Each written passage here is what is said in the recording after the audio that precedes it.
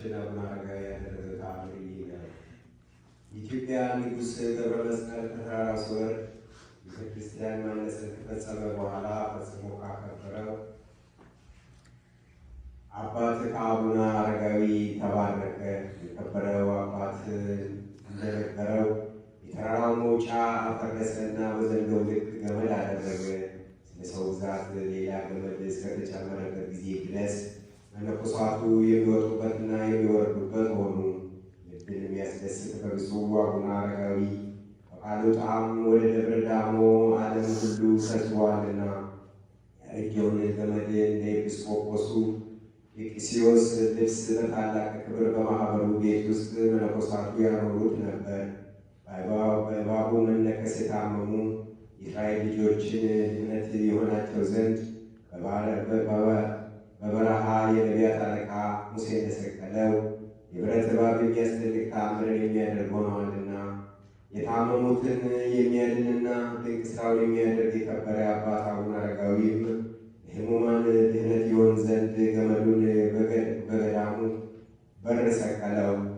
የተዛበና የታመሙትን ሁሉ የሚያድን ሆነዋልና የሚመስለው የሌለ ይህ ተአምር ድንቅ ነው።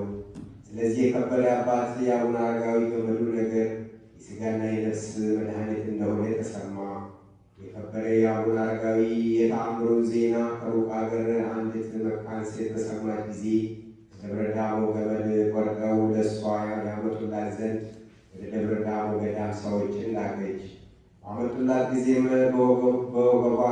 በወገቧ አሰረችና ያን ጊዜ ጸንሳ ወንድ ልጅን ወለደችና ፈጽማ ተደሰተች። እዚያም በኋላ መነኮሳትንና ችግረኞችን የምትወድ ሆነች፣ በጎ ነገርንም ታደርገዋለች። የከበረ አባት አቡነ አረጋዊ በፍቅሩ ገመድ ተሳበችና ከነፍሷና ከሥጋዋ ደዌ ፈጽማ ዳነች። እግዚአብሔር ስሙ ይመሰገን ዘንድ ስለ ዘንዶው ጅራት ስለ እሱ ገመድ አድርጋ እንጂ የሰራውን የዚህን የተራራውን መውጫ ከተራራ አፍርሰው በሚወርድ ጊዜ ለንጉሡ የነገረው ነቢይና ጻድቅ የሆነ አረጋዊ የዚህ ገመድ ትንቢቱ ዳግመኛ ተፈጸመ። በከበረው አባት በአቡነ አረጋዊ ገመድ በእውነት የእግዚአብሔር ስሙ የተመሰገነ ይሁን። እግዚአብሔር መልአክ ይወርዱበታልና በአንድ ልብና በአንድ ሐሳብ 600 ያህል መነኮሳት በንጹሕ አስኬማ እንዲሆኑ ንጹሕና የከበረ አባት የአረጋዊ ልጆች በእውነት መላእክት ናቸው። ስለዚህ ነገር ከፍ ያለች ደብረ ሃሌሉያ እንደ ገነት ተመሰለች።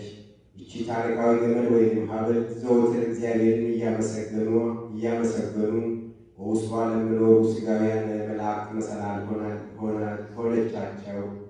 እነዚህ ሥጋዊ ፈቃድ አሸንፈው እንደ መላእክት የተመሰሉ ቅዱሳን ጸሎታቸውና በረከታቸው የክቡር አባታችን የአቡነ አረጋዊ ረድኤት በሁላችን ሕዝበ ክርስቲያን ላይ ትደር ለዘላለሙ አሜን።